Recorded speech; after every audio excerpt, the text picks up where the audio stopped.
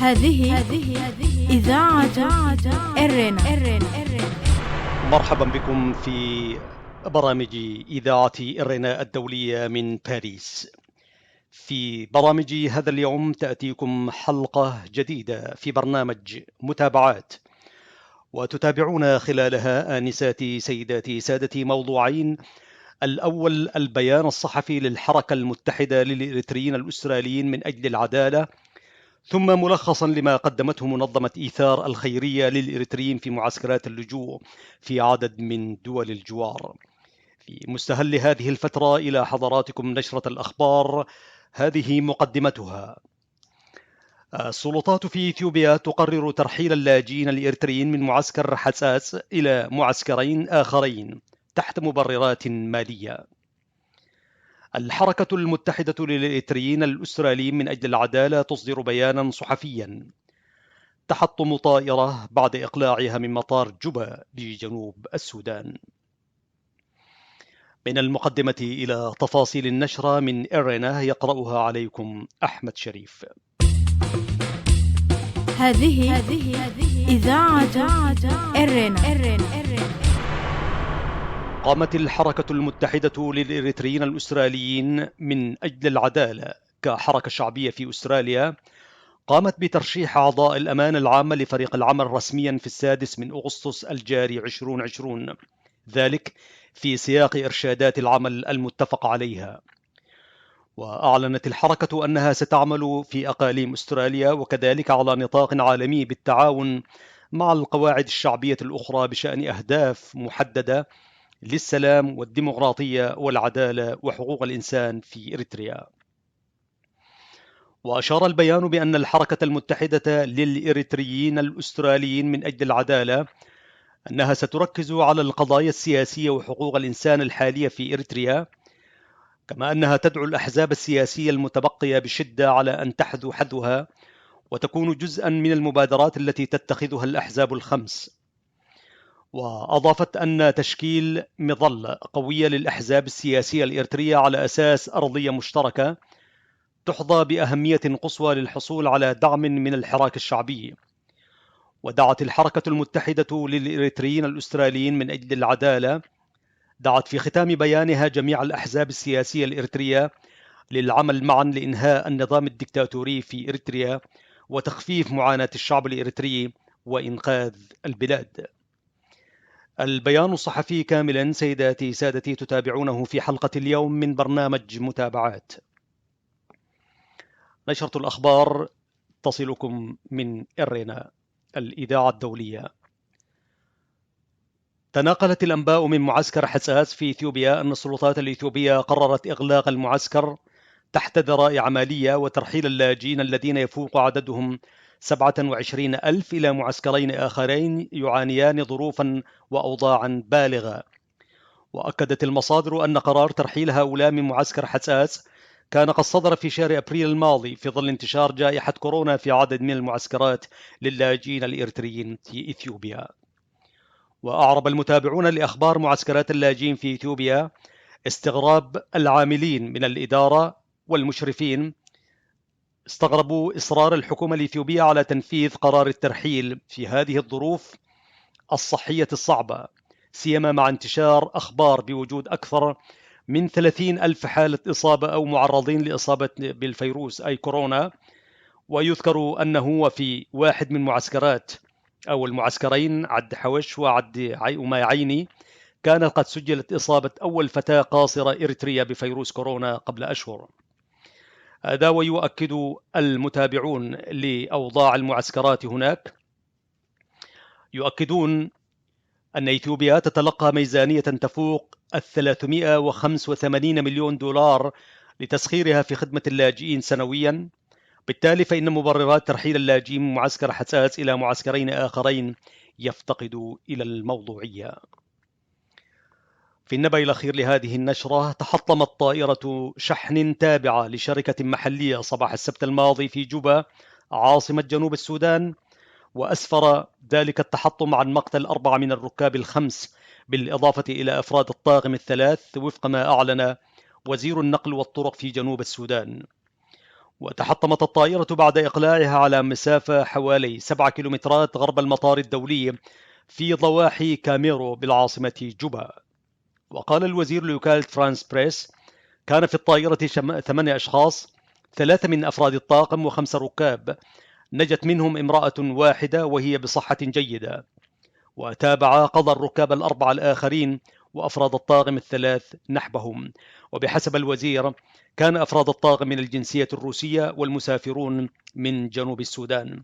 وكانت الطائرة التابعة لشركة ساوث ويست إيفيجن المحلية والمستأجرة من مصرف تنقل أموالا إلى منطقة واو شمال غرب جنوب السودان.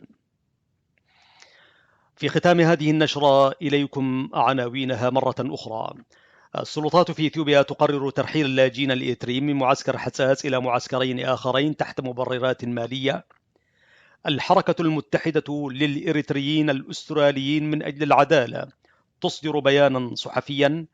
وتحطم طائرة بعد إقلاعها من مطار جوبا بجنوب السودان.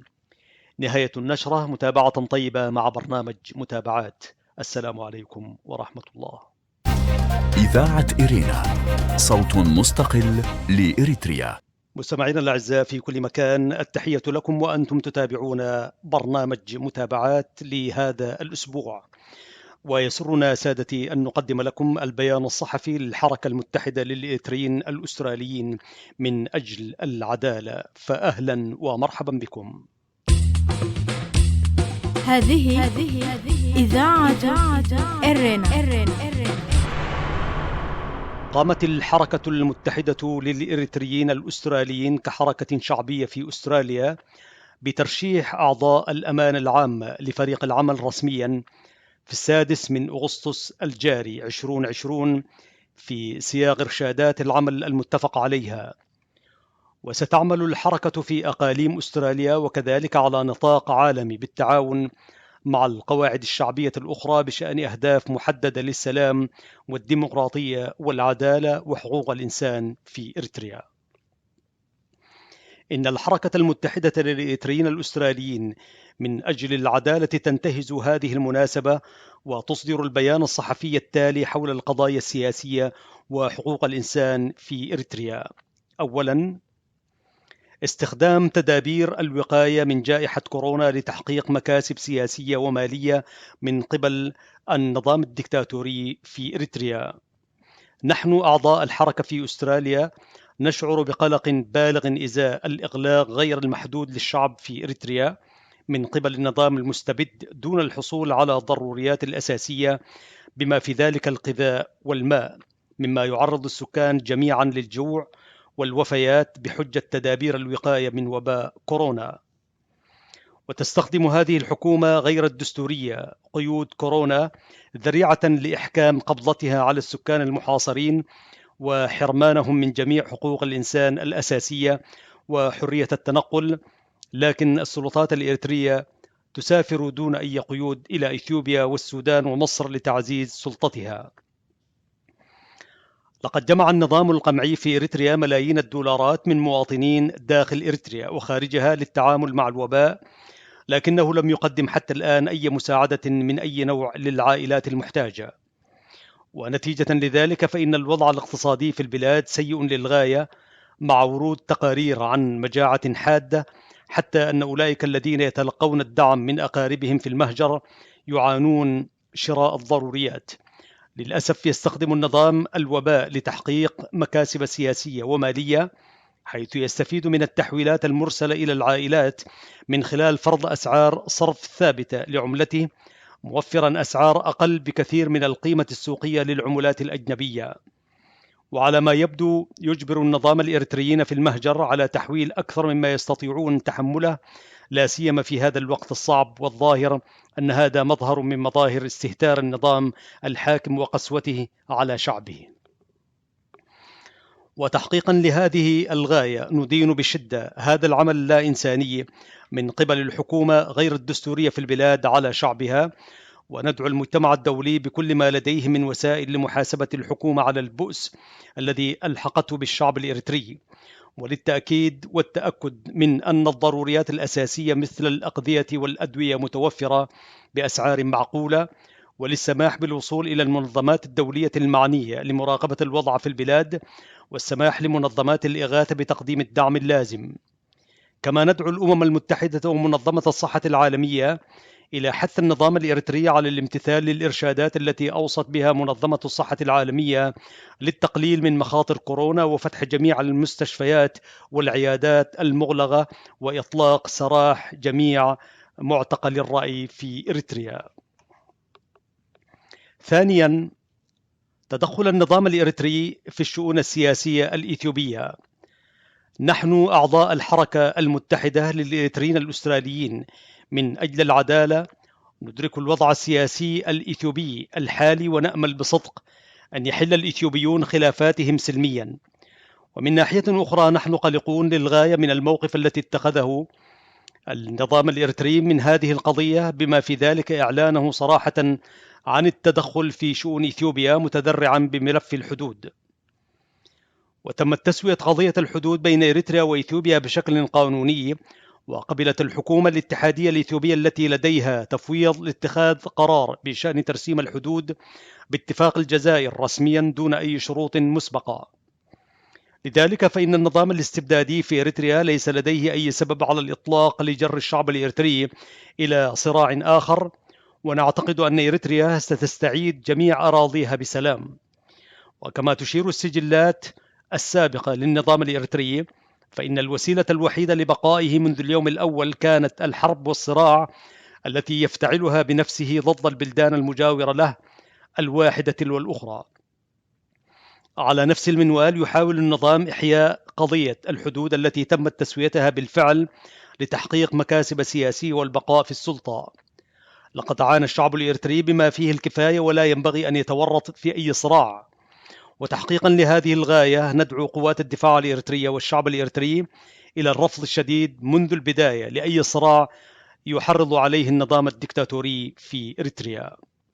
ثالثا، عدم نزاهة رئيس وزراء إثيوبيا أبي أحمد على مقابلاته الأخيرة بلغة التجرينيا وخطابه أمام أحزاب المعارضة الإثيوبية. نحن أعضاء هذه الحركة في أستراليا ندين بشدة البيان الأخير لرئيس الوزراء الإثيوبي أبي أحمد في مقابلته بلغة التجرينية، حيث أدلى بادعاء صادم وغير مقبول أخلاقيا بأن سياسة فرقي في إريتريا يمثل قوة السلام. وأضاف: لقد اعترفت إثيوبيا بذلك وكذلك العالم كله. وتابع أبعد من ذلك وأدلى بتصريح كاذب أنه أينما ذهبت في العالم هنالك اعتقاد بأن حكومة إريتريا هي مبعوث السلام والازدهار. نحن نؤكد أن هذا ليس فقط غير صحيح، وإنما هو من المخادعة أيضا أن الحائز على جائزة نوبل للسلام يمكن أن يتبنى عمدا مثل هذا الادعاء الفاضح. بما أن الحقائق على الأرض تتحدث عن نفسها والتي يدركها رئيس الوزراء أبي أحمد، فإن الحكومة الإريترية هي نظام استبدادي ظل على مدى عقود يقتل ويسجن ويستبعد ويجوع مواطنيه. لا يوجد في إريتريا سيادة القانون، ولا حقوق للإنسان الأساسية، ولا جمعية وطنية، ولا حرية اقتصادية، ولا توجد مؤسسة للتعليم العالي، ولا انتخابات لمنصب عام رفيع. وأفادت الوكالات الدولية أن أكثر من 10,000 سجين سياسي في السجون يواجهون ظروف سجن قاسية وغير إنسانية في إريتريا. ما يقرب من نصف مليون من الشباب الإريتري يخدمون في الخدمة الوطنية غير المحدودة في ظل ظروف شبيهة بالرق في إريتريا. هناك أكثر من 1,000,000 لاجئ إريتري يقبعون في مناطق مختلفة حول العالم، بما في ذلك 200,000 منهم في إثيوبيا. كما قام رئيس الوزراء أبي أحمد في آخر لقاءاته مع أحزاب المعارضة الإثيوبية إن الحرب التي استمرت 30 عاما من أجل استقلال إريتريا لا قيمة لها. وأشارت التعليقات غير الناضجة لرئيس الوزراء إلى أنه لا يفهم الفرق الدقيق بين الاستقلال والحرية. يجب أن يكون واضحا للجميع أن الحرب البطولية التي استمرت 30 عاما قد ضمنت دولة إريتريا الدولة ذات السيادة والمستقلة. إريتريا التي تنسب إلى الجنسية الإريترية على المستوى العالمي، لسوء الحظ حرم النظام الدكتاتوري في إريتريا الإريتريين من الحرية التي يستحقونها لبناء دولة ديمقراطية، وهذا ما كان يتوقع ويتوق إليه كل مواطن إريتري، حيث يسود حكم القانون، وكان من المفترض على كل إريتري أن يعيش بحرية ويحقق أمانيه. في هذا الوقت واللحظة نود أن نذكر رئيس الوزراء أن يهتم بمشاكله وأن يرفع يده عن الشؤون الإريترية. رابعا، تضامنا مع الأحزاب السياسية الإريترية من أجل قضية مشتركة، نحن أعضاء هذه الحركة في أستراليا نتشرف بتهنئة التنظيمات والأحزاب السياسية الإريترية الخمس، وهي المجلس الوطني الإريتري للتغيير الديمقراطي، الجبهة الوطنية الإريترية، حزب الشعب الديمقراطي الإريتري، الاتحاد الإريتري من أجل العدالة، تنظيم الوحدة للتغيير الديمقراطي، لأخذ مبادرة جريئة للعمل معا وإنهاء النظام الدكتاتوري في إريتريا. نحن نؤيد بقوة مثل هذه المبادرات، ونحث الأطراف على تنحية خلافاتهم جانبا وإعطاء الأولوية لبرامجهم، والعمل معا على الحد الأدنى من البرامج المشتركة فيما بينهم. كما نشجع الأحزاب السياسية المتبقية بشدة على أن تحذو حذوها وتكون جزءا من المبادرات التي تتخذها الأحزاب الخمس، وذلك بتشكيل مظلة قوية للأحزاب السياسية الإريترية على أساس أرضية مشتركة، أهمية قصوى للحصول على دعم من الحراك الشعبي. كما تدعو الحركة المتحدة للإريتريين الأستراليين من أجل العدالة كحركة قاعدية تدعو جميع الأحزاب السياسية الإريترية للعمل معا لإنهاء النظام الدكتاتوري في إريتريا وتخفيف معاناة الشعب الإريتري وإنقاذ البلاد. الحركة المتحدة للإريتريين الأستراليين من أجل العدالة، 6 أغسطس 2020، أستراليا. مستمعينا الأعزاء، فيما مضى تابعتم البيان الصحفي الصادر عن الحركة المتحدة للإريتريين الأستراليين من أجل العدالة. إذاعة إرينا، صوت مستقل لإريتريا. مستمعينا الأعزاء في كل مكان، إليكم الجزء الثاني من برنامج متابعات لهذا الأسبوع، وفيه سادتي نتابع التقرير الذي وصلنا عن منظمة إيثار والمساعدات التي قدمتها في رمضان، شهر رمضان الفائت، والذي جاء تحت عنوان رمضان والقربان 2020، وتحت عنوان فرعي ما فعلناه بتبرعاتك خلال شهر رمضان وذي الحجة وكيف تم توزيعها. يقول التقرير: جهد هائل من قبلك للمتبرعين، أنصارنا، وجهد رائع من قبل عائلة إيثار العالمية. هذا العام تجاوزت إيثار جميع النتائج السابقة، لقد جمعت ما يزيد على 1.6 مليون جنيه استرليني، وكان التأثير الذي أحدثته على اللاجئين المنسيين أمرا لا يصدق. وصلنا إلى آلاف من اللاجئين في السودان وجيبوتي واليمن وإثيوبيا والصومال. وقد ذهبت تلك التبرعات في التعليم، في الصحة، في الغذاء، في المياه، وفي الحالات الطارئة. وكذلك يتناول إيثار فيما يتعلق بصندوق الأغذية. حزم المواد الغذائية بلغت تقريبا علبة طعام موزعة لأكثر من 90,000 مستفيد في توزيع عبوات الغذاء، وصلت إلى 13,000 أسرة. وكذلك تم توفير إفطار 3,000 شخص في اليمن وجيبوتي. وفيما يتعلق بصندوق المياه، استفاد من صندوق المياه أكثر من 13,000 استفادوا من توزيع المياه في اليمن، وتأمين 25 بئر مجتمعية وصندوق مياه كبير في مناطق مختلفة. وفيما يتعلق بصندوق الرعاية الاجتماعية، قدمت للأطفال والأيتام والمعاقين بفضل تبرعاتكم. كما تقول إيثار، تمكنوا من تمويل برنامج رعاية الأيتام والأطفال المعاقين لدعم الأطفال الأكثر ضعفا في مخيمات اللاجئين. وفيما يخص صندوق مكافحة كوفيد-19 كورونا، يقول التقرير بأنه استفاد أكثر من 20,000 من برنامج كوفيد 19 في مخيمي قرقور وشقراب للاجئين، وأكثر من 30,000 مستفيد آخر في مواقع أخرى. وفيما يتعلق بصندوق الزكاة، استفاد حوالي 20,000 استفادوا من صندوق الزكاة، 14,000 من توزيع الزكاة استفادوا من تلك الأموال، واستفاد الناس من توزيع الزكاة المالي النقدي 6,000. وفيما يخص صندوق التعليم، يقول التقرير صندوق التعليم قدم ل6 مدارس أمن استفادة 2400 طالب بالتعليم، هو باعتباره هو مفتاح مستقبلهم، وكان المتبرعون هم المفاتيح لهذا العمل الخيري. وفيما يتعلق بصندوق المأوى، تم بناء 6 ملاجئ أكواخ تأوي 45 شخصا، ليس مجرد مأوى ولكن شعور بالملكية والكرامة للاجئين، وقد جعل المتبرعون ذلك أمرا ممكنا.